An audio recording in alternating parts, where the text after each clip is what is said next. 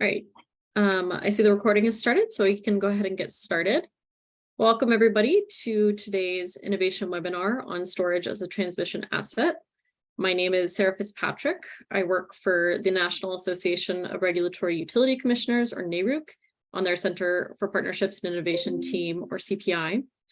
I'm going to spend just a minute or two introducing NARUC and CPI and some of the work that we do, and then I'll hand it off to our moderator and our panelists to get us started today on today's topic. For everyone's benefit, this webinar will be recorded, and that recording and the slides from this presentation will be posted on NARUC's website. And if you have any questions during the course of the presentation, please put those in the Q&A box and we will get to them during the Q&A portion of the webinar. A little bit about NARUC. It is a nonprofit started in 1889 that represents state utility commissions in all 50 states and US territories. Our state member agencies regulate electricity, natural gas, water, and telecommunications. If you'll go to the next slide, Jessica. Within NARUC is the Center for Partnerships and Innovation, which is a grant-funded team that provides technical assistance to NARUC's members. We try to get ahead of emerging issues and connect commissions with expertise and strategies to help inform their decision-making.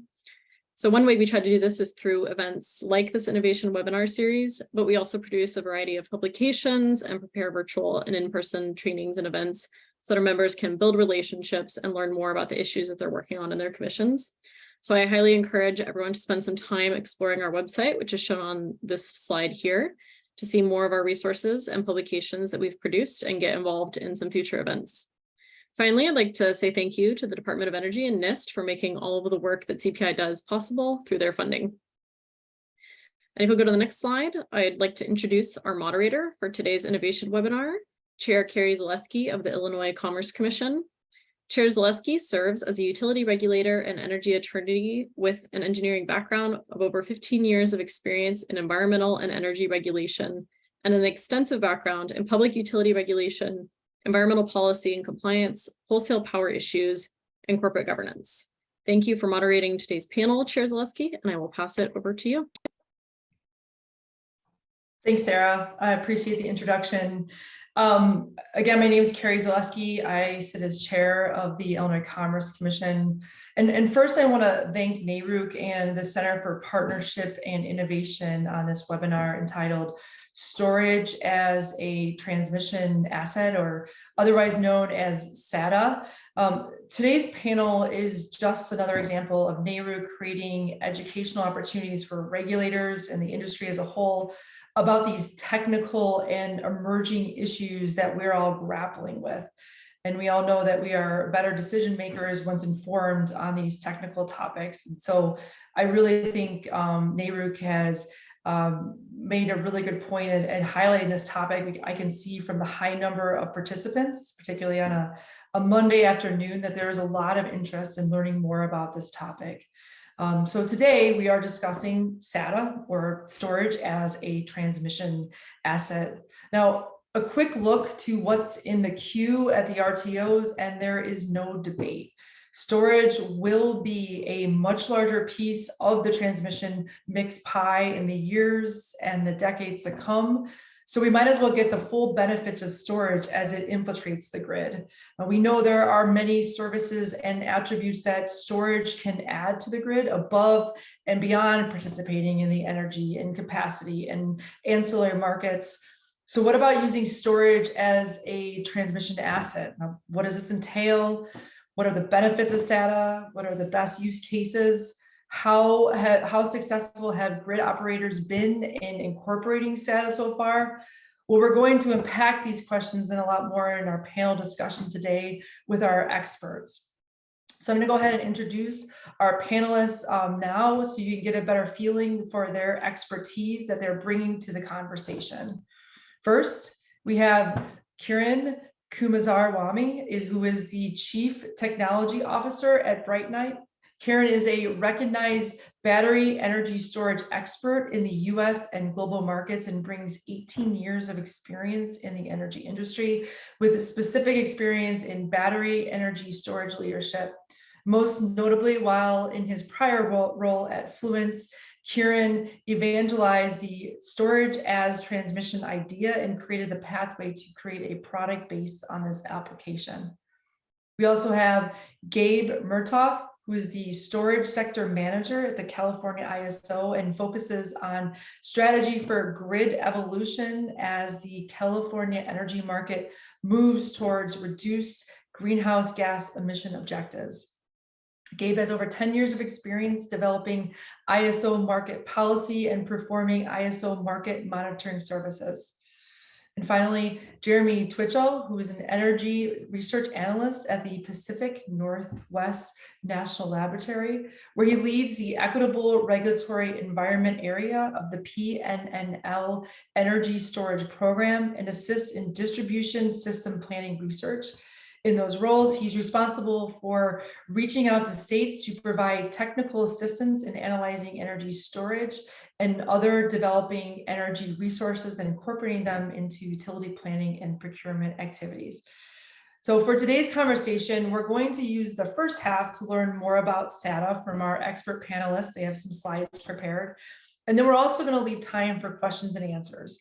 And so to get the most out of this conversation, I invite everyone now to put their questions as they think of them right in the box that's provided on the screen so that we can have a conversation and get to the questions that are on top of mind. We're going to start with Karen, who is going to provide an introduction to SATA, why SATA is important, and lessons learned from cases abroad, particularly in Germany. And then we're going to hear from Jeremy, who will draw on his experience of his work at the National Lab. And finally, we're going to hear from Gabe, who will provide the ISO perspective. So Karen, if you want to go ahead and start, pull up your slides, and you may proceed. Thank you, Chair Zalewski, for the opportunity. And I also want to echo the same thought that Chair Zalewski said.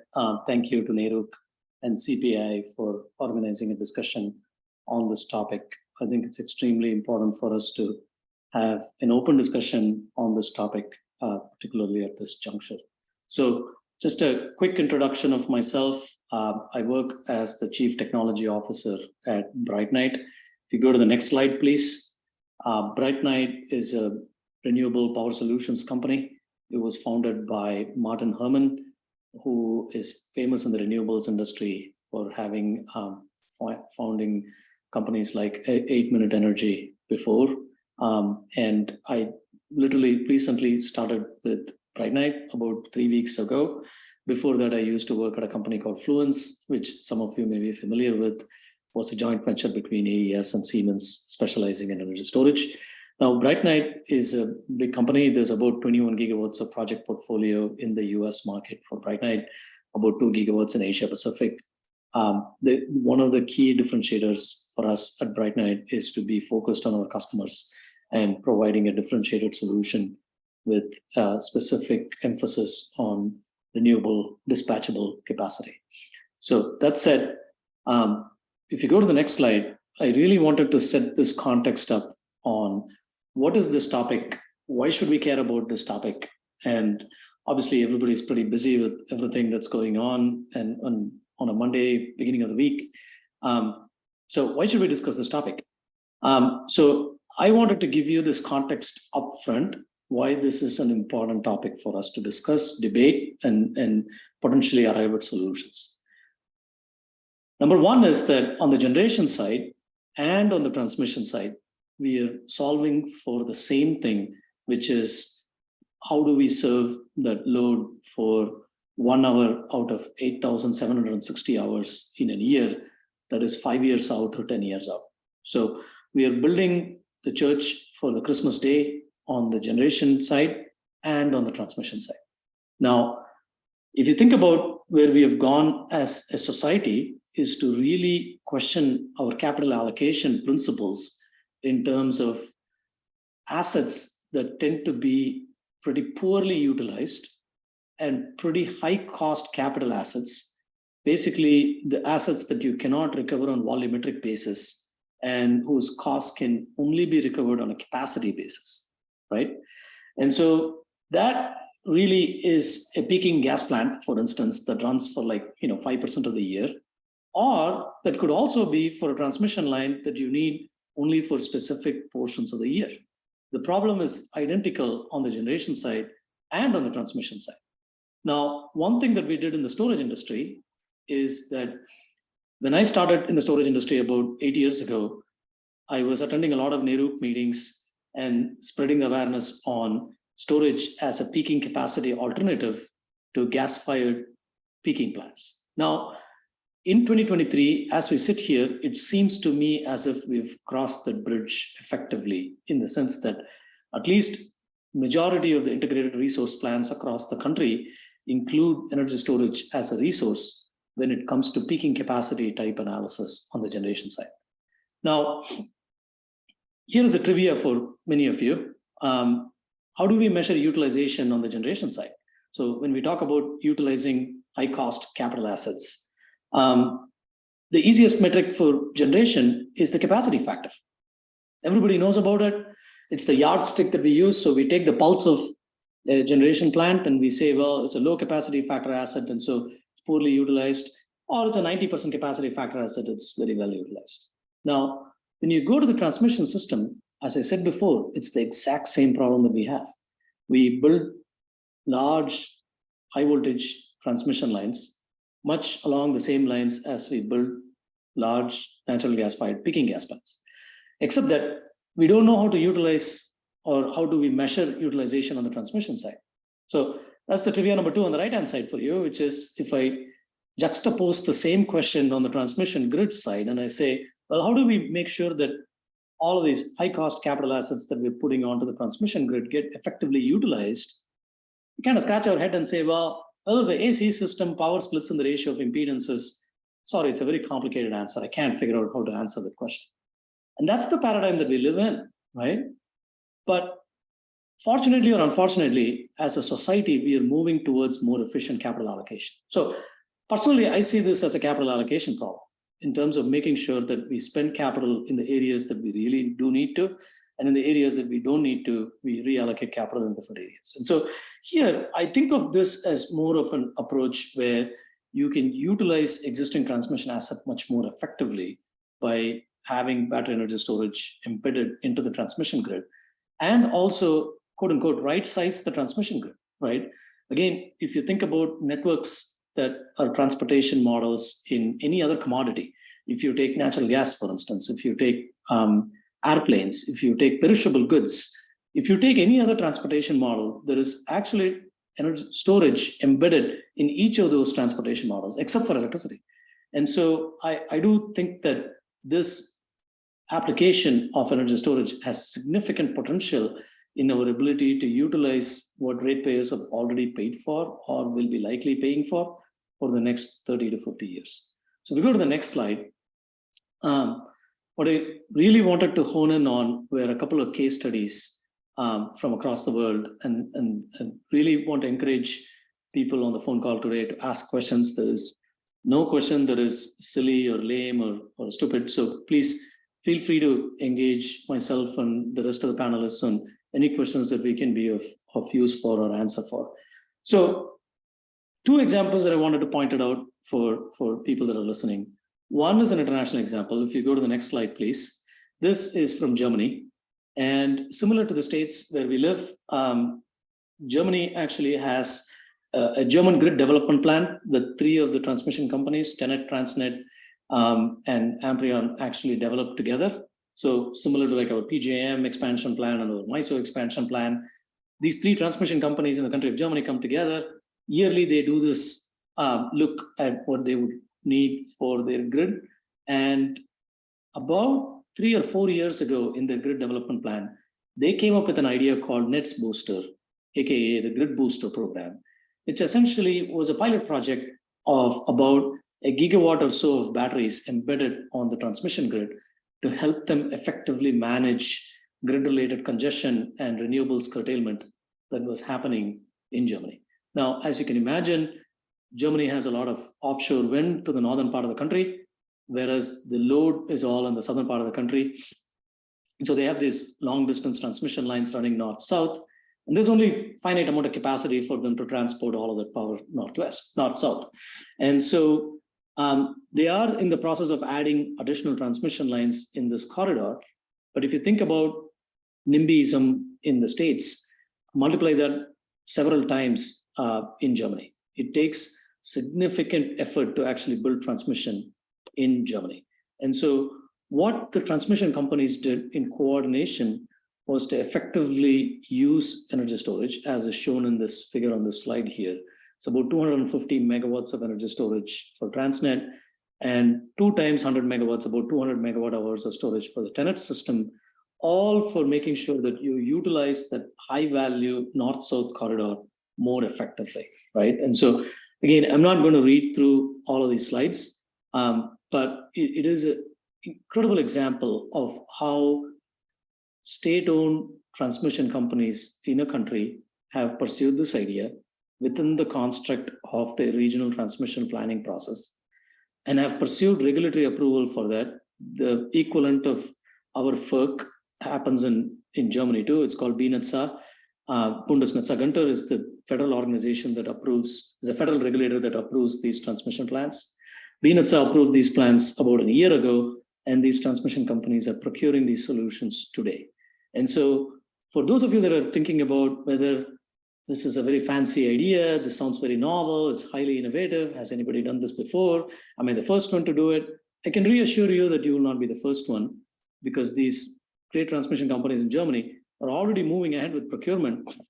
And bear in mind, this is also a pilot solution for them, because anything in the transmission side needs to be in the hundreds of megawatt scale for it to actually make sense. And so this is incredible. And as you can imagine, as we have all gone through any of these proceedings, it means that these companies demonstrated the benefits of these solutions effectively to their commissions and got their approval. And so that's remarkable. The second one that I want to leave you with, if you go to the next slide, please, is right at home here in New York. This was a study that New York BEST, which is the energy storage trade advocacy group in the state of New York, did with Quanta Technology, one of the consulting shops. They looked at what value energy storage might provide for the transmission grid in New York State. And interestingly enough, what they found out was that at least in 3 different cases, there were significant benefits that the New York grid could achieve with specific additions of energy storage. Again, because of the amount of time that we have, I'm not going to read through all of that, but again, encourage people that are listening in to take a look at that study that is posted on the source notes below the table there. It is extremely important to see these type of studies. In an analytic framework, we can actually show how energy storage embedded on the transmission grid will help the grid function much more effectively against, how we traditionally operate and plan our transmission system. And so I want to leave you with these 2 examples just to show how we can utilize this application. And I've been personally looking in this space for about 9 years, ever since I came into the energy storage space. I came from a transmission planning background myself. And so I do sincerely think that there's significant potential for us in many different corridors in the US where we can use this application. So I just wanted to say, again, thank you for the opportunity, Neruk, and look forward to a healthy discussion here. Thanks. Thanks, Karen. I really liked how you said that we build the church for Christmas Day, especially thinking back of Winter Storm Elliott and all the constraints that happened on Christmas Day of this year, particularly in PJM. So that saying really rings true. You answered one of the questions that has been weighing on my mind, the cost savings. You talked about the 150 million savings projected in New York. I just kind of have one follow-up question. In looking at these examples in Germany and New York, are there any lessons learned or missteps, or what was the biggest challenge to use the SATA approach? I think the ownership question did come through in the German context also. So, would the transmission, as you can imagine, Europe being Europe and being highly deregulated in terms of, generation side, the idea of, how should these transmission companies think about ownership of these storage assets, especially when used for an application where the benefits are 100% accruing to the transmission grid, required a lot of thinking and strategizing, and I would say, stakeholder discussions to make sure that, the commission got comfortable with that idea. But again, I think what we learned in that process is really that once the value of storage used in this application becomes very clear for the stakeholder community, I think the commercial pathways and the structuring options that you might have will sort itself out, right? And so that was kind of like the main lesson learned in that process. And I guess I'm going to ask you one more question, because there is a question specifically for you from someone in the audience. Please elaborate on quote unquote manageable footprint and what its meaning is. I'm not 100% sure where I said manageable footprint, but if I did mean it on the storage side, I would say that in comparison with traditional transmission and storage, storage actually has much lower footprint overall. And so, yeah, that's what I would say. Okay, I see another question coming in, but I'm going to go ahead and maybe save that question for the end and move to Gabe to make sure that we have the ability to go through all the slides. So Gabe from CAISO is up next. Thanks, Kieran. Was I going second or third? I had you as second. If your preference is third, if my notes are wrong, that's completely fine too. Yeah, I think you've got Jeremy's up. All right, sorry about that. We'll go to Jeremy next. Sure. Thanks, Jeremy. Happy to jump in. Thank you. Yeah, so before joining the lab, I worked at the Washington Utilities and Transportation Commission for several years. So always appreciate being back with my people at NARUC, and appreciate the opportunity to present the work we've been doing. Next slide, please. So I'm going to be talking about some work we've done to figure out how do you allow energy storage to be a dual use asset, where it's being both a regulated transmission asset and a competitive market asset if you're in a wholesale market region. The work that I'm presenting was funded through the Water Power Technologies Office within DOE. I also want to acknowledge our partners at Argonne National Laboratory, who took the work that we did to think about what the participation framework looks like and actually did a techno-economic analysis to say, here's what the benefits would be of a dual use project that is doing both transmission and market service. Next slide.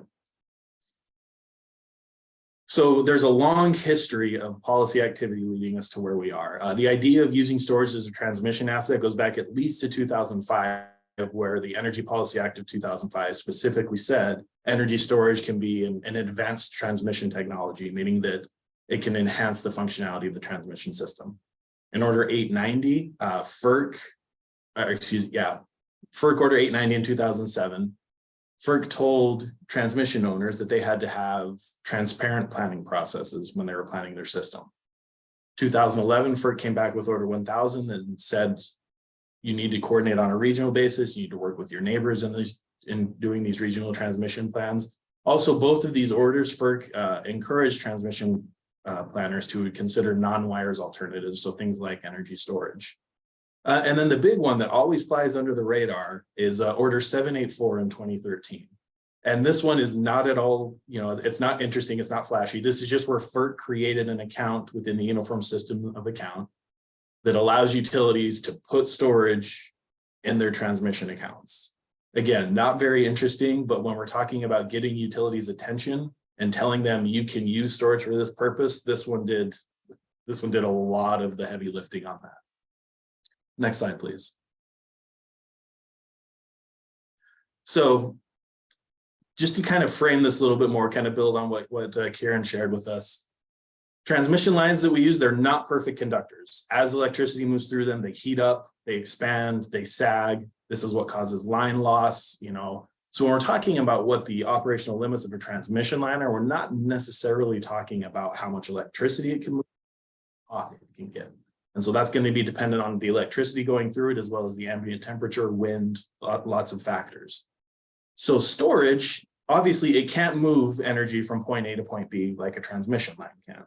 But what it can do is facilitate more effective operation of a transmission line. So for example, we can put storage in a load center so that when we get to that peak period, we don't have to try and force as much electricity through the transmission line. If we have a contingency scenario that we've identified where some transmission infrastructure may be at risk, maybe too much power is flowing through it, or maybe we have to cut off service to customers, we can put storage in there to absorb excess power flows to maintain service to customers who would otherwise be cut off. So really, when we're talking about storage to transmission asset, we're talking about something that is extending the life of existing transmission assets. It's protecting them, it's enhancing service, it's maintaining service to customers during outage scenarios. And there's an important nuance here, and I love that I'm talking to a NARUC audience because y'all are going to get it. When we're talking about storage to transmission asset, we can talk about storage deployed as a regulated transmission asset, or storage deployed as a competitive asset in place of a transmission asset. Now, obviously, that's going to be an insignificant nuance to most people, but I know this group understands the difference there. Next slide, please. So I've got a couple of case studies here to kind of illustrate what we mean, the difference between storage as transmission and storage in place of transmission. So storage as transmission in 2019, MISO's transmission expansion plan identified the need for a storage as transmission asset in Waupaca, Wisconsin. Now, basically what happened here is you see that large 345 kV line, the red line that kind of comes up and across Waupaca and then keeps going. Then there's a little 69 kV line that drops off it to serve the Waupaca area. Well, they did some analyses and found that if they're under certain situations, if there was an outage on that 345 line, the Waupaca area would just be dropped. So they looked at reconductoring that 69 kV line, making it bigger. They looked at adding new lines to maintain redundancy in the area. But what they settled on was putting a couple capacitors on there and a battery storage project. And so what this does is if there's an outage on that 345 line, now we can segment the line. So part of the line can remain energized where it still has a connection, and then the battery storage can pick up the other half of the line. So Waupaca maintains service even in that contingency situation. You can see the battery cost about $12.2 million compared to the $13.1 million additional circuit option. Important to note here, this battery is only a transmission asset. It will not participate in MISO's energy markets, and all of its costs will be recovered through MISO's regulated transmission rates. Next slide. So now we're going to look at the other side. We're going to look at California. In the Oakland area, there was a jet-fueled power plant. If you're like me, you did not know that was a thing before this. It burned jet fuel, a peaking power plant, in downtown Oakland. And in 2017, they decided, look, this thing's old, it's got high emissions, people live by it, we've got to get rid of it. And so they looked at a few options for maintaining reliable service in the Oakland area, because what happened is, what was going to happen is without that generation in the load pocket, there was not sufficient transmission to get enough energy into the load pocket. So they looked at building new lines, they looked at building new generation, cleaner generation within the load pocket. But what they settled on was a joint proposal from the transmission utility and the community choice aggregator that serves the generation needs of the area. And basically what they said is we want to put some utility scale storage in Oakland, and we're going to put some distributed generation, distributed storage, and collectively these assets are going to maintain service in the Oakland area, even in contingency situations. So we don't need to build more transmission. And you can see this generated some massive cost savings. The least expensive alternative that CAISO had identified was $367 million. The storage and distributed generation option was about $102 million. So major cost savings. And here we're at the opposite end of the spectrum. None of these assets were transmission assets. These were all generation assets. They would recover their costs through participation in CAISO's energy markets, through resource adequacy programs, and through for the distributed generation, things like net metering. So we've got these two extremes: regulated transmission asset, competitive market asset. Next slide. What FERC did in 2017 is they looked at this and they said, you know what, let's do both. Let's deploy energy storage as a transmission asset, but then when we don't need it as transmission, let's allow it to provide market services. And then we can take that revenue that it generates from market participation and share it with customers so that we're reducing costs. And this is FERC's overarching goal here with dual use storage, to reduce system costs. And you can see we just did this like really generic example there, where we took like a $10 million asset over 40 years and assumed that it could give $50,000 back to customers per year. So you can see that on a net present value basis, that $10 million asset would actually only cost customers about $9.5 million. So FERC puts out this policy statement that says we're open to this idea. Here's some guiding principles. CAISO and MISO have both had proceedings to try and implement this idea. Both those proceedings were suspended without any resolution. So as of yet, no one has formally implemented FERC's policy statement. I think we're going to hear from Gabe in a few minutes about how CAISO has been able to do a few projects that are able to provide a similar value. Next slide, please. So Kieran touched on this, did a great job. I just wanted to put a picture on it. We build the transmission system to meet the peak with the reserve on top of it. WEC did a study a few years ago looking at how the transmission system is actually used, not how it's contracted, but how it's used. And you can see that, you know, for 94% of the time, the average line in WEC is operating at 75% or less of its rated capacity. And then looking at it from the other way, the average line exceeds 90% of its rated capacity just 1.3% of the time. So the implication here is that if we've got a transmission line with excess capacity on it, there's nothing we can do with that. It's just going to sit there. If we've got a storage asset that is providing transmission services, when those services aren't needed, it can go do something else. Next slide, please.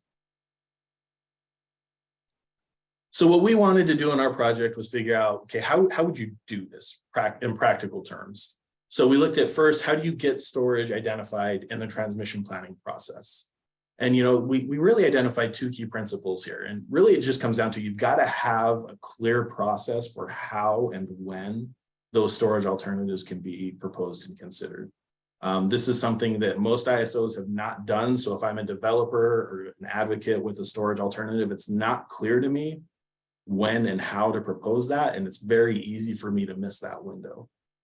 So we looked at CAISO. There's two different ways of doing this. CAISO, they have what's called their preferred resources policy, where stakeholders can identify preferred resources that transmission planners should consider. So then transmission planners, as they plan the system, they're proactively looking for these alternatives. So in CAISO, they've just said, you know, they've given that mandate to look for storage alternatives. In MISO, because now we're dealing with 15 different states with 15 different objectives, MISO is much more deliberate about how it does it. So they actually have a tariff that says, if you have a transmission alternative, this is when you propose it, this is how you propose it, this is the information we need, this is how we're going to analyze it, and these are the rules that are going to govern its operation. So much more regimented. You're not saying one's better than the other, just pointing out that there are different ways of going about this. And then second, you know, you need to have a clear participation process for that storage to provide to participate in the market and provide market revenue, so that you can know what those future revenue streams are and discount those back to present value, so that when you're looking at how much the storage alternative will cost, you're using its actual present value based on what those future revenues will be. And just one key takeaway here for a state regulatory audience, you know, obviously state regulators don't have oversight of the transmission planning process in the same way that they oversee other processes. But nevertheless, you know, state regulators can be a very effective and powerful voice, a very powerful stakeholder in these transmission planning processes, and in suggesting these types of alternatives and requesting these types of analyses. Next slide. So market barriers to dual use storage. We have a big paper that gets into the weeds on this. There's a link on the next slide if you're interested in reading it. But we just boiled it down to three key questions. First is, when will the asset participate in the market? So really, if we're going to have dual use storage, we need to have, you know, clear participation, so the asset owner can make informed bid into day ahead markets. They know when they're going to be needed for transmission, when they're going to be needed, and when they can participate in the market. Second, how will the asset participate in the market? You know, and the key goal here is, you know, we need to allow the asset to move flexibly between its generation and transmission functions and have no fault. So if the asset was participating in the market, had some bids that were successful, but then is recalled for transmission, they're not fined, they're not penalized for failing to meet their market obligations. And then third, how or where will the asset recover its costs? You know, if it's receiving both transmission revenues and market revenues, you have to have very deliberate policies about what market revenues it can keep, how it will share those revenues with customers, so that you're balancing the need to maintain a market signal, to maintain an incentive for the asset owner to participate in the market, but you're still achieving FERC's goal of reducing costs and returning some savings back to customers. Next slide. So again, there's some links there to the paper that we wrote and the paper that Argonne wrote. Looking forward to the conversation. And if there's anything we don't get to today, that's where you can find me in the future. Thanks, Jeremy. You have a couple of questions rolling in, but I wanted to read out loud an answering question, a question answer that might be useful. The question was asked if the slides will be available, and just reading Sarah's response that there will be both a recording and the slides will be up on NARUG's website no later than a week from now. So Jeremy, I have a question, but I think I want to get to the audience questions first. Let me go in order of received. Hold on one second. The first one. Let me scroll up really quick. For Jeremy, are heating and line droop the only limitations that set operational limits? Are there other limits imposed by reactive losses or voltage drops that are unrelated to thermal losses? Yes, yeah. So I may have moved through that a bit too quickly, but the point is that when we're talking about what the rating is for transmission line, it's much more than just how much electricity flows through it. So what that line is going to depend on multiple factors. It's going to depend on temperature. It's going to depend on on demand patterns. It's going to depend on a lot of different things.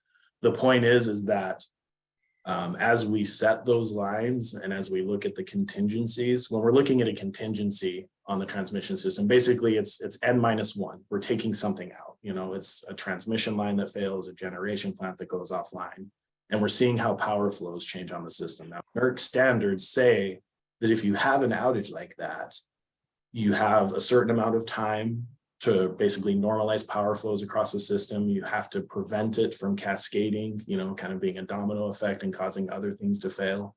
So what we're looking at is how do we quickly restore balances when we lose a piece of the system? And because storage, particularly battery storage, is really good at responding quickly to changes in power flows, it's a really good alternative for quickly, absorbing excess flows, injecting needed additional power onto the grid. So yes, lots of things go into determining that, but at the end of the day, we're looking at how do we quickly resolve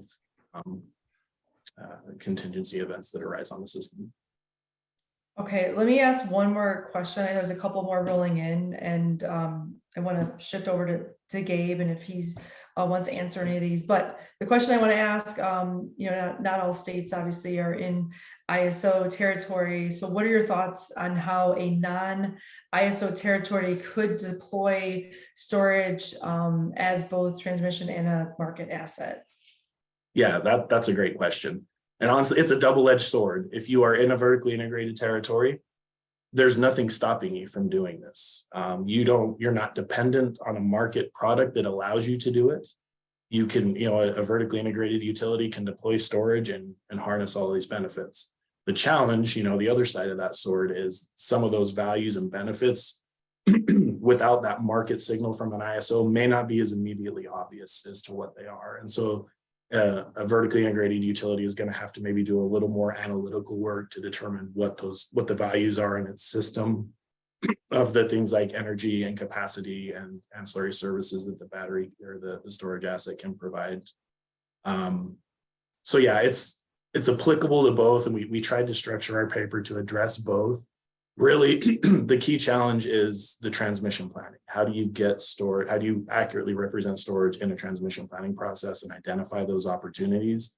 And then, operationally, it changes whether you're in an ISO or a vertically integrated utility. But that key challenge is really how do you get it in the door as a transmission asset? Got it. Thank you. Okay, we're going to transition over to Gabe if you want to go ahead and get started. And then maybe we can move back to the questions after. Yeah, terrific. Thank you again for the invitation to speak today, and thank you for everybody who's attending. My name is Gabe Murtaugh. I'm the storage sector manager at California ISO, and we could go ahead and get into the material here. Reminders. We don't need this. Next slide. There we go. Okay. So in the state of California, we have a goal to be greenhouse gas neutral in terms of electricity generation by 2045.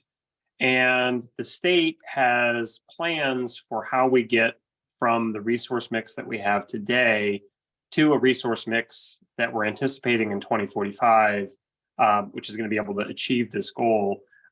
Frankly, very aggressive goal, and there's quite a lot of work to be done in between now and then.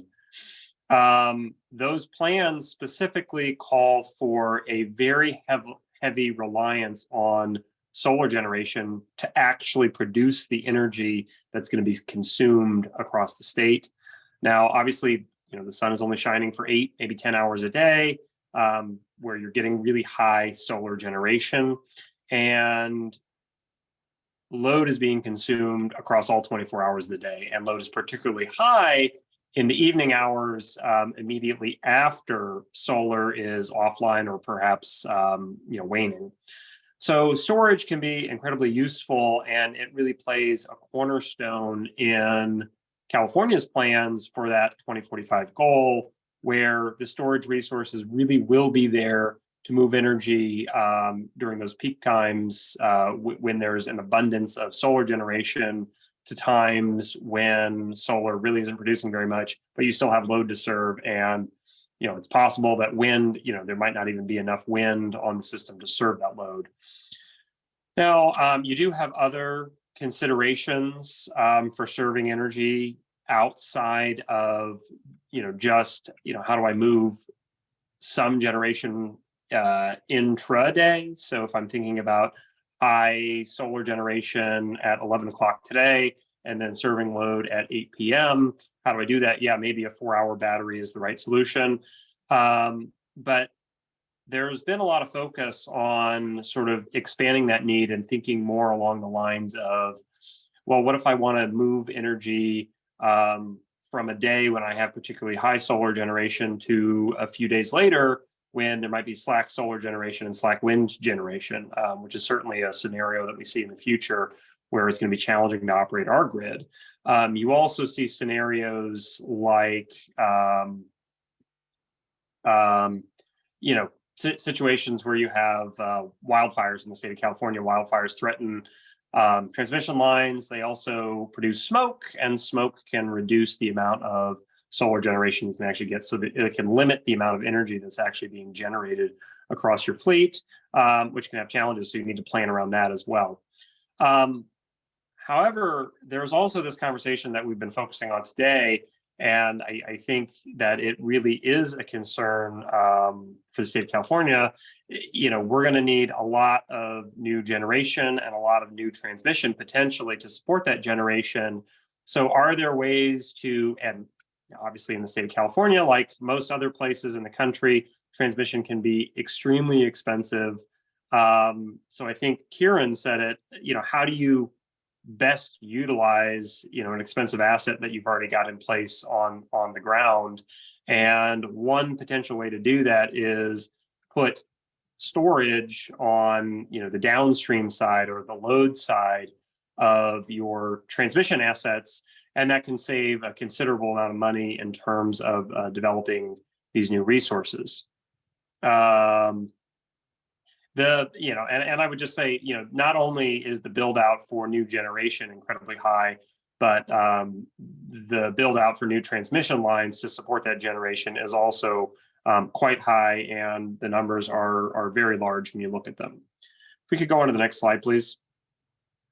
So where are we in terms of actual generation? So this is just, I wanted to put this in here just to give a little bit of framing for where we are in terms of storage capacity on our system today. That 2045 goal, we are looking at, around 50,000 megawatts or 50 gigawatts of storage capacity on the system. The California market is a summer peaking market, and we peak right around 50,000 megawatts today. Obviously, with electrification, so more appliances, household heating, moving from natural gas to electric, additional load from electric cars is going to increase our likely peak load for the system. Right now, today, we have about 5,200 megawatts of storage resources on the system. We're anticipating a pretty big jump this summer, probably to around the neighborhood of 70 or 7,000 megawatts or 7,500 megawatts. And then next summer, 2024, we'll probably have about 10,000 megawatts of storage. Even at 5,000 though, this is the largest concentration of storage on any grid in the world. If you're not counting things like pumped hydro and traditional legacy systems. Nearly all the capacity is 4-hour duration, which is a direct byproduct of our current resource adequacy program, which we're in the process of enhancing and updating. And it's nearly all lithium-ion technology. There's a lot of other technologies that are sort of waiting in the wings that can do a lot of the same functions as 4-hour duration lithium ion, but there's some really exciting technologies that could potentially provide really good long duration solutions. And we're kind of excited to see what's going to roll out of sort of beta testing phases today and into actual grid scale applications in the future. So really exciting there. So let's go on to my final slide here.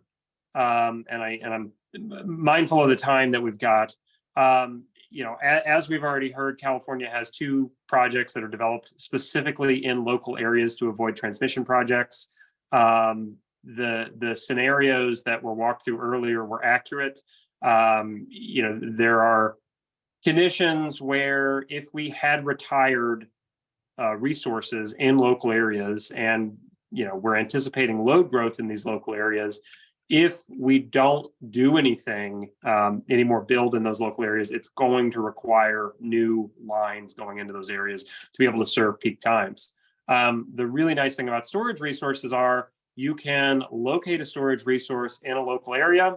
That storage resource can then be charging when there's excess capacity on the transmission line. So earlier in the day, perhaps.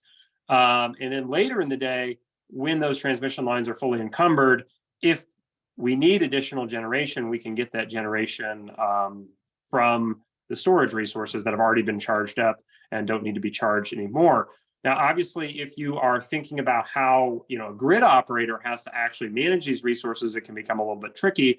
And effectively, you might be getting signals, price signals from the market to say charge or discharge during certain times of the day.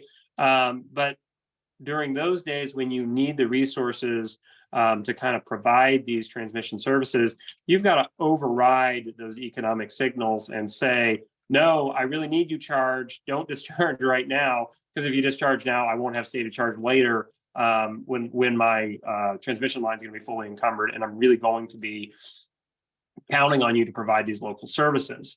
The interesting thing about that is, in these local areas where we have built these storage resources, which are, certainly a lot cleaner than, a resource that's burning jet fuel or something like that, or diesel or something. You've got a cleaner solution, but you've also, you're only encountering these scenarios where you've got a contingency in the local area. Perhaps you've got a contingency on transmission lines going into that local area, and you're really relying on these storage resources just a handful of days a year to provide these services. Oftentimes, the scenarios where you actually are relying on the batteries for these local services are known well in advance. For example, maybe in October, you're anticipating slack loads. You're not anticipating any outages on lines going into a local area, and with that, you're not anticipating ever needing this battery for potential transmission services. So in those cases, what you could do is you could have the battery just participate in the energy markets and potentially in the resource adequacy markets, provide resource adequacy to the grid, provide grid services, typical energy shifting services, charge during the middle part of the day when solar's online and prices are lowest, which is an artifact of the California market across all 12 months, and then discharge that battery later in the day, in the evening when prices are highest, also an artifact of the California market across all 12 months. And you can have it provide those services and increase efficiency of the overall market results. Those other times of the year, when you do have those specific days when you need the storage to perform those transmission services, you're more command and control the resource, and those resources kind of have to follow follow instructions from the ISO to ensure that they're there and they're charged to provide the transmission services. We've already hit on this, and so I'm not going to belabor it too much, but I think the real trick is to figure out how you do cost allocation for these resources. So you've got to build storage resources. Yes, they might not be as expensive as transmission lines, but they're still expensive, and somebody's got to incur that cost. Are you thinking about rate basing the cost to build the storage resources, or do you rate base part of those costs because you know some of the costs are going to be covered through potential revenues in the energy market, potential revenues through the resource adequacy market? And I think that's where California currently, for at least these two projects, has a happy medium where you can provide those resource adequacy services, you can provide the energy services some of the time of the year, but then other times of the year, you do provide transmission services, and those are covered through rate-based costs. So I'm going to pause there because I'm sure we've got questions. Thanks, Gabe. Really appreciate the presentation.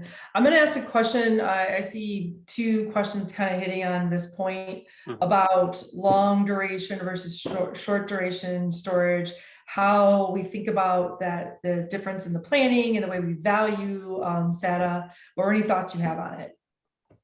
Yeah, this is really hard. And I feel like California is a little bit further along in terms of our discovery of this and kind of probing into how to answer this question, whereas other ISOs, RTOs are still kind of, there's not a whole lot of storage on other ISOs and RTOs. So they're still kind of just getting used to the idea of what do we do with storage resources, building out their models, those sort of things. So traditional resource adequacy plans have only looked at peak hours, and you typically take a peak hour for the year, you add a little bit of a margin or a buffer on top of that, and then you compare a stack of nameplate capacity to that peak need. If you've got more nameplate capacity than the peak need, you're fine. If not, you're not, and you go out and you procure more. Those rules kind of go out the window as soon as you get large mixes of solar or wind in your profiles. But an easy way, or a relatively easy way, to kind of deal with that is you give kind of an electric load carrying capacity, or ELCC, values to the wind and the solar, and you can kind of give them a little bit of a haircut and say, well, you might be a 100 megawatt resource, but we're only going to count you for 25 because we know in our peak hour of need, you're not going to be contributing your full 100 megawatts. For storage resources, things get even more complicated because now you're thinking about a battery that's charging up on the grid, and you're only able to provide, for example, 4 hours worth of services.